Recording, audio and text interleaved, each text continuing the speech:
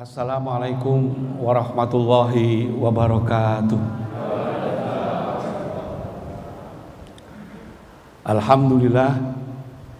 Alhamdulillahi nahmaduhu wa nasta'inuhu wa nastaghfiruh wa na'udzu billahi min sururi anfusina wa min sayyiati a'malina. May yahdihillahu fala mudhillalah wa may yudlil fala hadiyalah. Allahumma sholli wa sallim ala nabiyyina Muhammadin wa ala alihi wa sahbihi wa barik wa sallim ajmain amma ba'd. Qala ta'ala fi ayatil karim, a'udzu billahi minasyaitonir rajim. Allahumma rabbana anzil alaina ma'idatan minas sama takunu lana ida li awalina wa akhirina wa ayatan minka warzuqna wa anta khairur raziqin. Wa qala ta'ala fi ayatil ukhra, a'udzu billahi minasyaitonir rajim. Ya ayyuhalladzina amanu kunu ansarallah kama qala Isa bin Maryam lil hawariyina man ansari ilallah qala al hawariyuna nahnu ansarallah fa amanat ta'ifah min bani Israil wa kafarat ta'ifah fa yadnal ladzina amanu ala adwihim fa asbahu dhahirin. Wa qala ta'ala fi ayatil ukhra, a'udzu billahi minasyaitonir rajim. Wa ma imaskub wa faqiyatin katsirah lama ketuati wala mamnu'ah wa furushi marfu'ah inna ansa'nahuna insa'a faja'alnahuna abkara uruban atroba al ayah. Nek ketuamu ini kula nyambut mukadimah kudu dawa, Pak. Nek ketua Muhammadiyah mek tuwini nyambut mukadimah. Karena saya tercantum di sini ketua MUI, maka lazimnya mukadimahnya harus panjang. Masih engko pengajari mek didik, penting mukadimah itu. Bapak Ibu sekalian yang saya hormati, Mas Marianto, ini kakanda saya di IMM. Mas Rauf Rozi, dulu di sini ada Pak Fajri Sueb, dulu guru-guru saya. Dulu saya di PGA itu banyak guru-guru saya. Ada Kiai Haji Abdul Hasim, Kiai Haji Muhammad Gusti, Pak Yusriansah, Pak Sakat, Pak Nawawi, Pak Ridwan. Luar biasa. Dengan aula Kiai Mas Mansur, saya baru kali ini hadir. Tapi ke makam beliau Mas Mansur di Sidoresmo saya sudah hampir 5 kali. Sama lara tahu toh? Lara tahu. Muhammadiyah yang ngono iku. Nang Borobudur ping 7, nang Kramati Kiai Dahlan ora tahu. Saya tuh kalau pendak menjelang musda saya nyipeng di golek WC. Cek menang meneh. Bapak Ibu sekalian,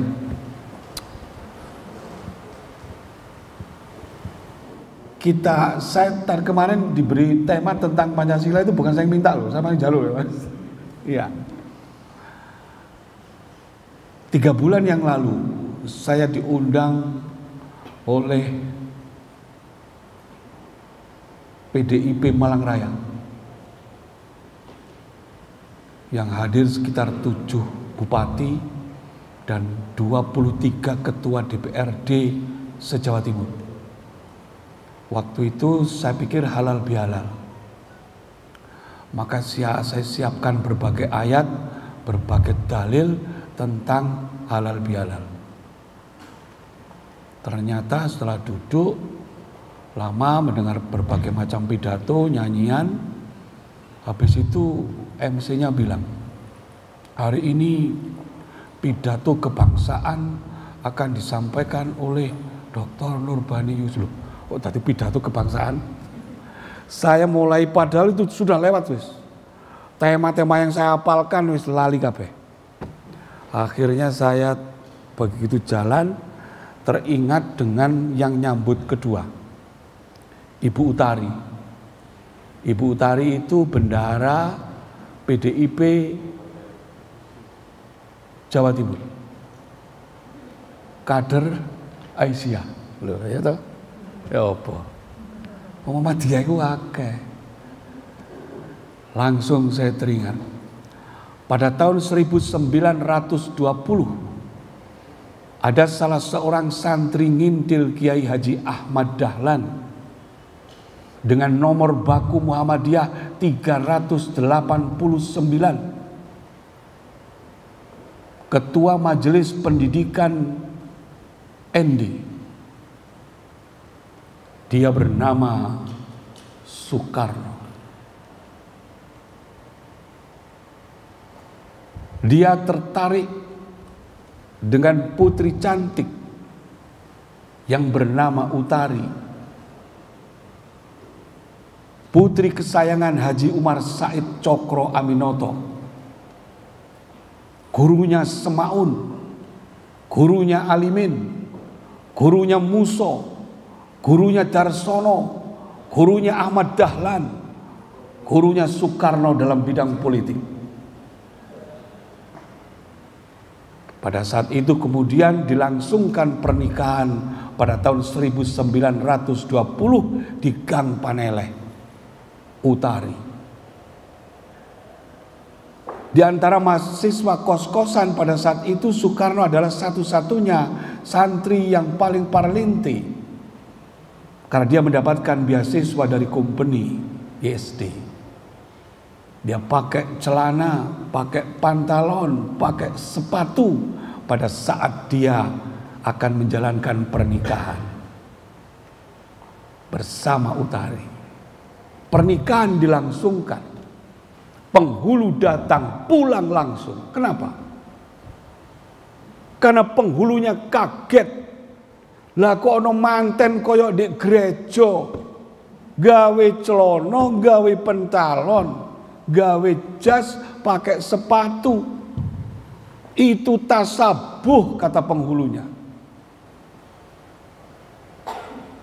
Jangan dikira pakai celana itu gampang. Lah saiki, dulu kita pakai celana di kafir-kafir no. Karena kita dianggap tasabuh kayak orang Eropa. Penghulunya pulang menyatakan pernikahan tidak sah, melompat.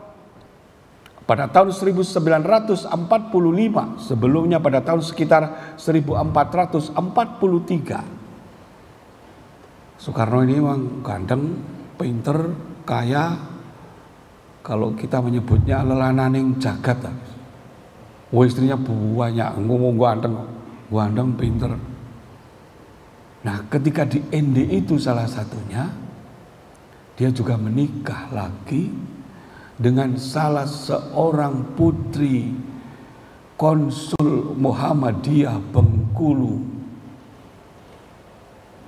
Konsul berarti ketua umum, bukan anggota pimpinan. Ketua umum Muhammadiyah Bengkulu, dulu disebut dengan nama konsul.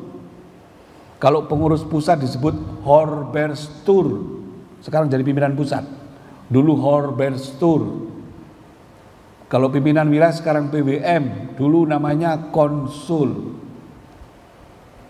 Konsulnya bernama Ustadz Haji Hasanuddin. Punya istri namanya Siti Hadijah. Punya putri cantik aktivis Aisyah namanya Fatmawati. Itulah yang kemudian dinikahi Soekarno. Dari Soekarno dan Fatmawati ini, Soekarno adalah kader Muhammadiyah yang memproklamasikan Indonesia, yang menggali dan merumuskan Pancasila. Ibu Fatmawati adalah yang menjahit bendera merah putih di Pegangsaan Timur, yang pertama kali dikibarkan. Punya putra putri yang kemudian bernama Megawati, Rahmawati. Sekarang punya cucu yang lagi ngetren Mbak Puan. Itu cucu-cucu yang Muhammadiyah. Jadi sebetulnya Bapak Ibu sekalian, saya sampaikan, negara Indonesia ini adalah sejarah Muhammadiyah. Sejarah Muhammadiyah. Kita yang dirikan. Bapak-bapak founding father Muhammadiyah yang dirikan NKRI. Napa tasik baru mireng. Nek Soekarno niku kader ngidil Muhammadiyah. Gue jan baru dengar. Yang merumuskan ketuhanan yang Maha Esa, yang menghapus 7 kata. Dulu sila pertama berbunyi ketuhanan dengan kewajiban menjalankan syariat Islam bagi pemeluknya. Kemudian diubah menjadi ketuhanan yang Maha Esa untuk mengakomodasi saudara-saudara kita di Papua, saudara-saudara kita di Maluku, agar gampang mengucapkan Pancasila ketika mereka berada di gereja. Gitu. Masa di gereja mengucapkan Pancasila satu, ketuhanan dengan kewajiban. Ya wong gereja ora gelem kabeh. Siapa yang menyetujui penghapusan itu? Ki Bagus Hatikusumo. Siapa Ki Bagus Hatikusumo? Ketua Horberstur Muhammadiyah. Jangan lupakan itu sejarah, fakta.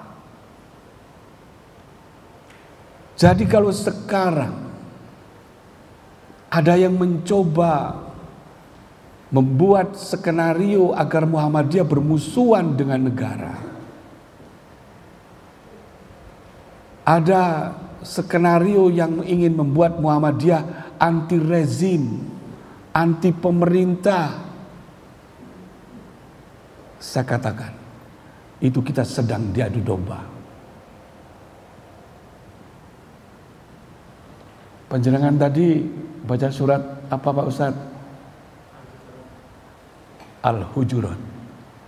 Saya pernah nulis artikel tentang politik tajasus, politik kasak kusuk, politik prasangka. Hari ini kita habis di prasangka. Sesama umat Islam saling mengkafirkan karena prasangka. Sesama umat Islam saling menyesatkan karena tajasus, karena berita-berita hoax. Habis kita. Amerika sekarang ini untuk memenangkan pertempuran tidak perlu pakai senjata. Sekarang ada perang baru yang disebut dengan proxy war, perang stigma, perang meme. Tapi itu sudah cukup melelahkan dan cukup membuat sesama muslim sudah saling mengkafirkan dan saling mengalahkan karena tajasus. Hati-hati dengan prasangka. Kalau kita tidak pernah tahu, gak usah ngomong, gak usah percaya. Jangan ngomong kita hanya berita di share di WA saja sudah kita berkomen gak karu-karuan. Longgurung karuan kok. Yang buat berita itu siapa? Yang bikin siapa?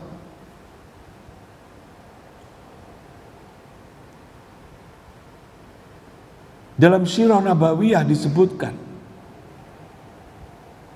karya Ibnu Hisham.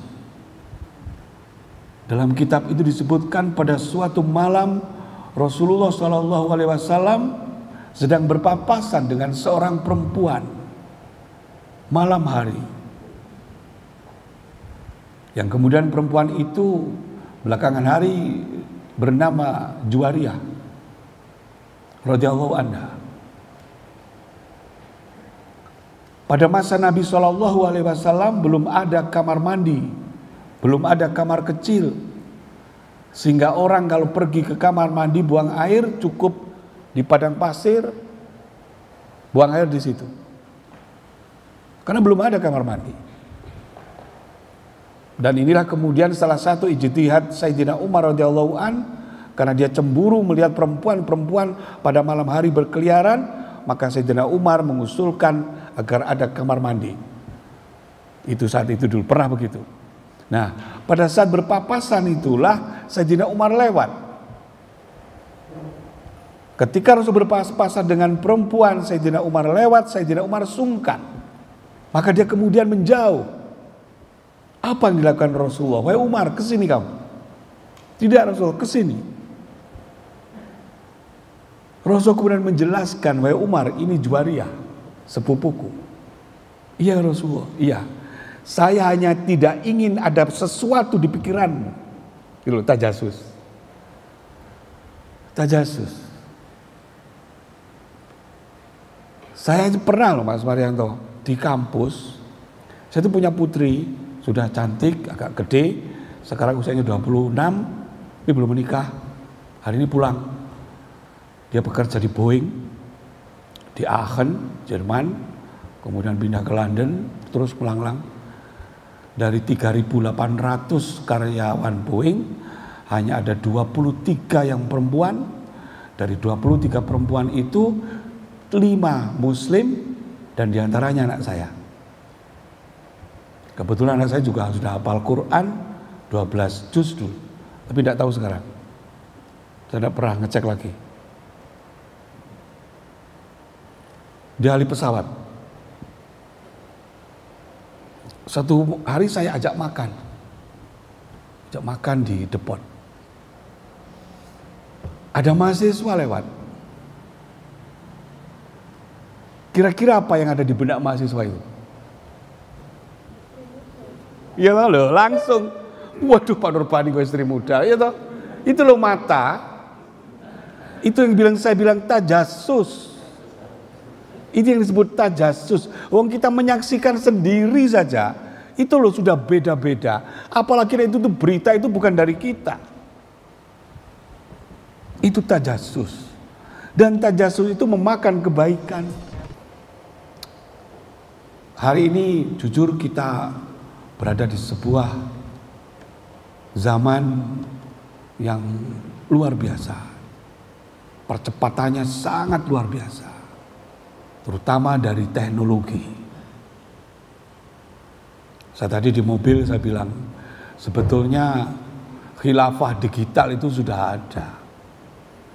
Yang diperjuangkan oleh teman-teman hati itu kan khilafah konvensional. Tapi khilafah digital ini sudah ada. Orang disuruh ke utara, disuruh ke timur. Khilafah kesehatan itu ya WHO. Seluruh dunia disuruh pakai masker, ya pakai. Iya toh? Apa bapak-bapak bisa melawan? Siapa yang nyuruh pakai masker? Besok disuruh lepas, ya lepas. Siapa yang merekomendasi? WHO. Coba. Itu khilafah. Dahsyat itu sudah. Pendidikan, siapa yang mengatur pendidikan? Tiba-tiba ibu-ibu disuruh buat RPP macam-macam. Lah kok ikut semua? Siapa yang mau bikin itu? UNESCO. Mereka yang bikin aturan, bikin regulasi, dan diikuti oleh seluruh guru-guru di dunia. Gak ikut, lewat. Sekarang sudah kayak begitu. Gak ada bisa nolak. Itu sudah luar biasa. Menentukan dunia ini aman atau damai, PBB. Sudah, gak ada. Yang menentukan siapa teroris, siapa bukan, siapa lawan, siapa musuh, PBB.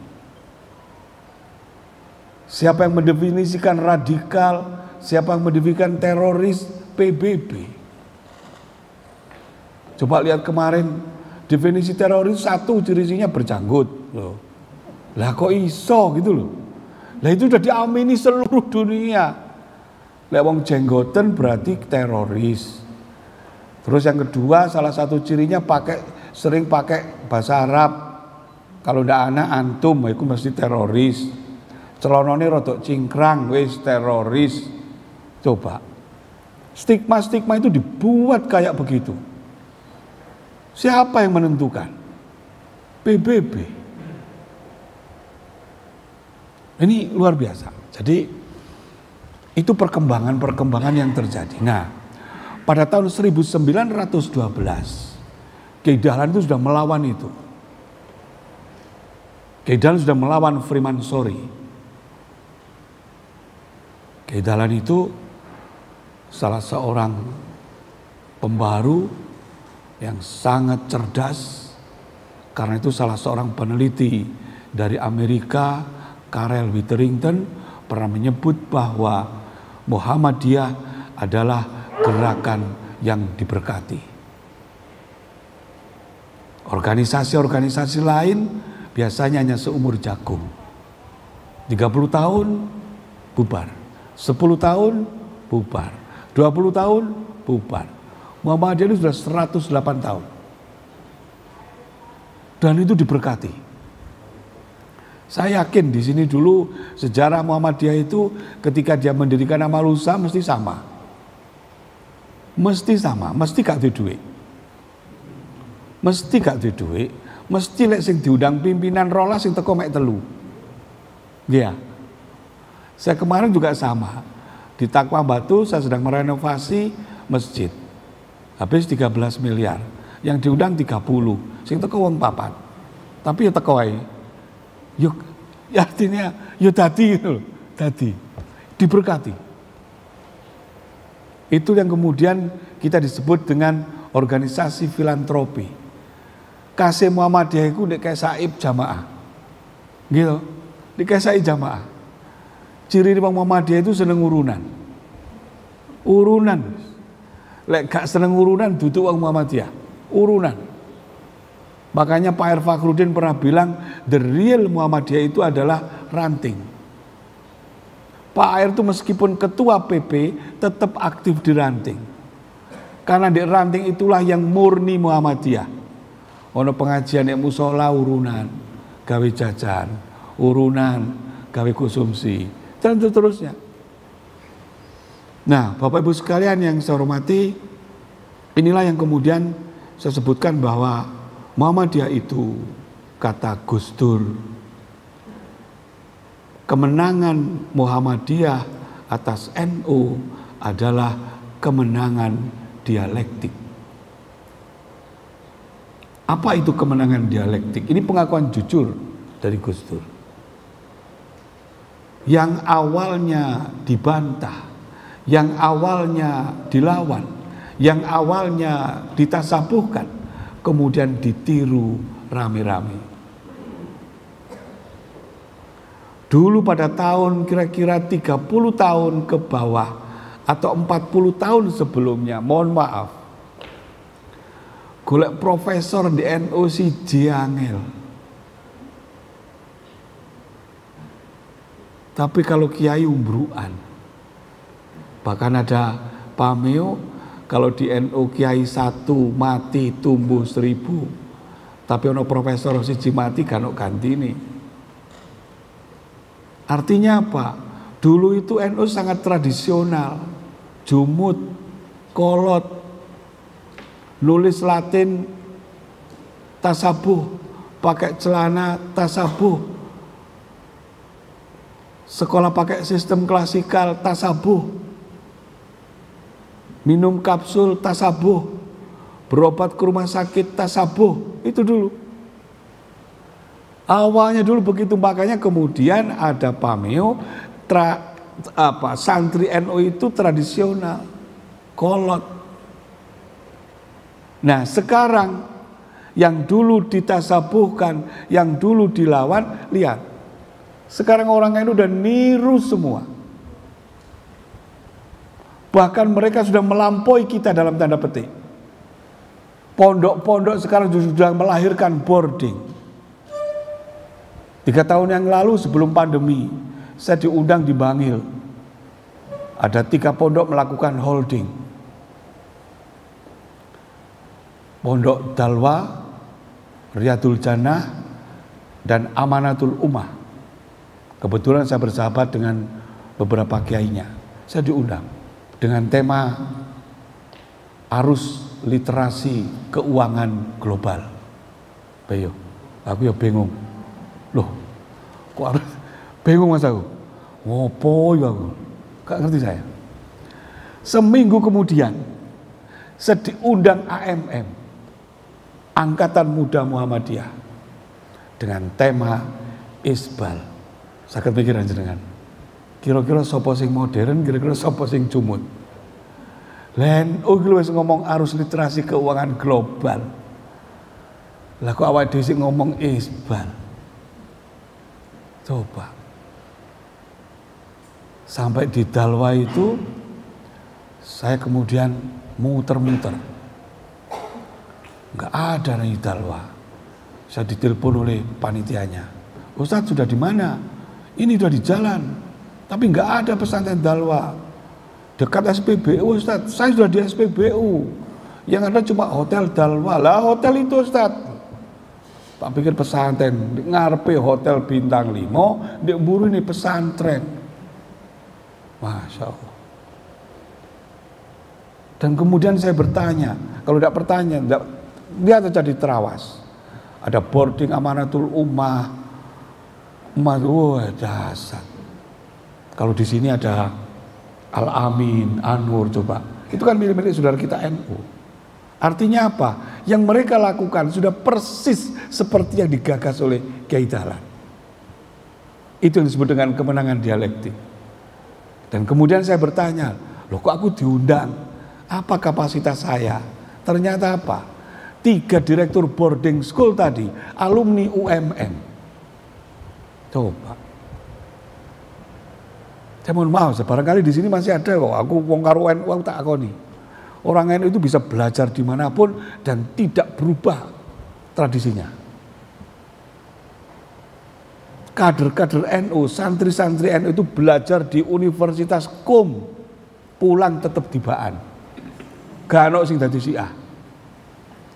Hampir 70% mahasiswa UMM NU mulih pancet yasinan.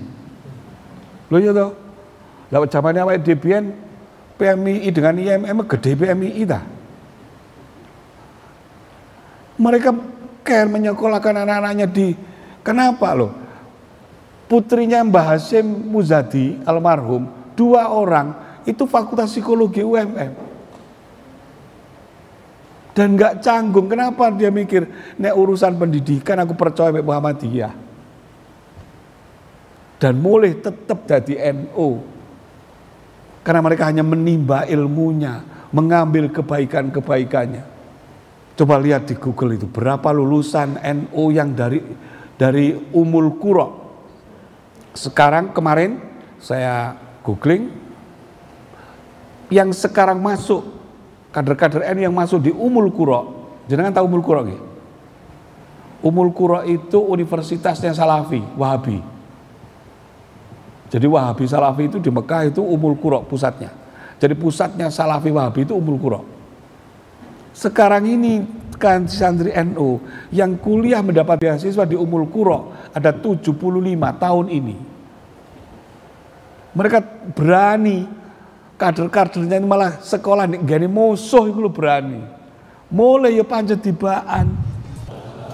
Saya pernah kirim WA ke Jainur yang permasalahan yang korban itu loh.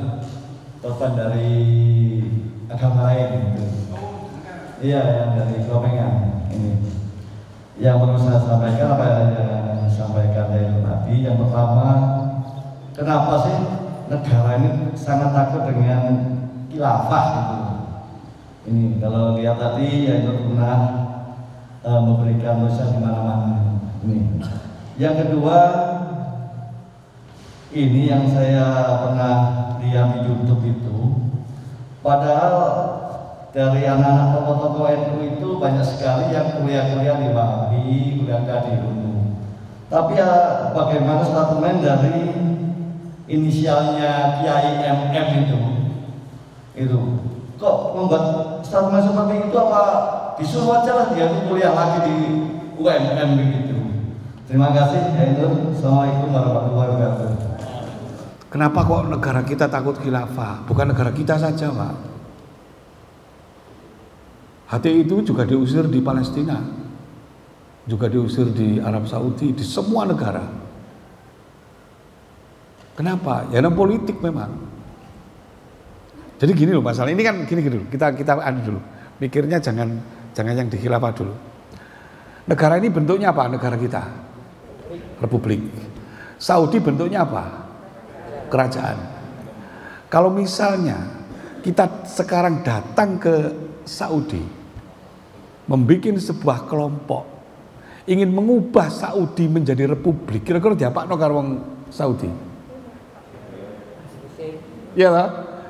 Kira-kira kalau kita mau mendirikan republik, jangan khilafah dulu lah, kejauhan. Kalau kita pergi ke Saudi, mau mengubah kerajaan Saudi menjadi republik, kira-kira diapakno karo Raja Salman sampean? Itu orang sesuai gantung sampean. Dimutilasi.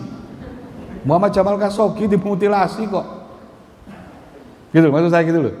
Kalau Salman datang ke Inggris, kerajaan monarki, terus kita mau mengubah kerajaan Inggris menjadi republik, kira-kira podo ae to. Nah, sekarang ini Republik Indonesia. Orang sing kate ngubah republik, jangankan jadi khilafah. Orang sing ngubah jadi kerajaan kira-kira diapakno. Gitu loh, sudah mengerti ya? Dan memang sekarang ini makanya Muhammadiyah membuat sebuah konsep bagus tentang negara kita yang disebut dengan Darul Ahdi Wasyahadah. Putusan Muktamar Makassar 2015 itu. Negara konsensus, negara kontrak. Memang Muhammadiyah tidak menyebut ini final. Tapi sepanjang ini kita sepakati bersama, ya sudah kita ikuti. Jangan mengkhianati kesepakatan, gitu loh. Karena yang mendirikan NKRI ya Muhammadiyah, ya NU, HTI belum ono, FPI belum ada, gitu loh. Nah sekarang HTI, FPI sama mendirikan khilafah, ya orang apa memang dia pengen buat sejarah. Nggak apa-apa, ini politik, ini bahasan politik loh saya, bukan bahasan agama. Kalau agama nanti beda lagi. Nah. Saya kan juga masuk di kajian-kajian khilafah itu. Saya tanya itu. Tadi di mobil sempat ngobrol. Saya tanya kepada Mas Ustadznya, Pak Yuswanto itu, Ismail ya. Ustadz, kalau nanti misalnya kita sudah jadi khilafah, apakah kelurahan masih ada? Gitu. Apakah RT, RW namanya juga nggak berubah? Kan dijawab. Saya bukan menolak khilafah gitu. Tapi lah ditakoni ngono-ngono wong yo bingung.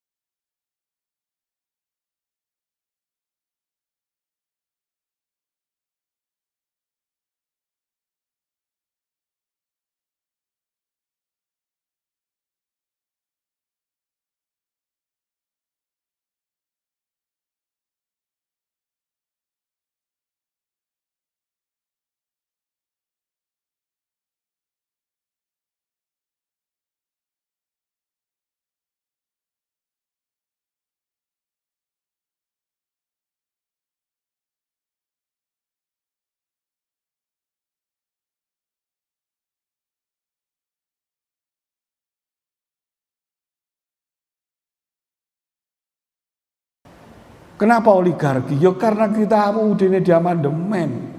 Sistem yang salah. Nah, jelas-jelas di majelis suro kok diubah. Yang ini kita dinimbo. Cina melebu ya babah. Babah melebu bah ora. Lah ya apa? Pecinan wis ana. Nek Malang pecinan wis sadurunge reformasi wis pecinan. Menjadi wong Cina ngono pinter-pinter. Anak akeh. Nah, gitu pun cekap nggih.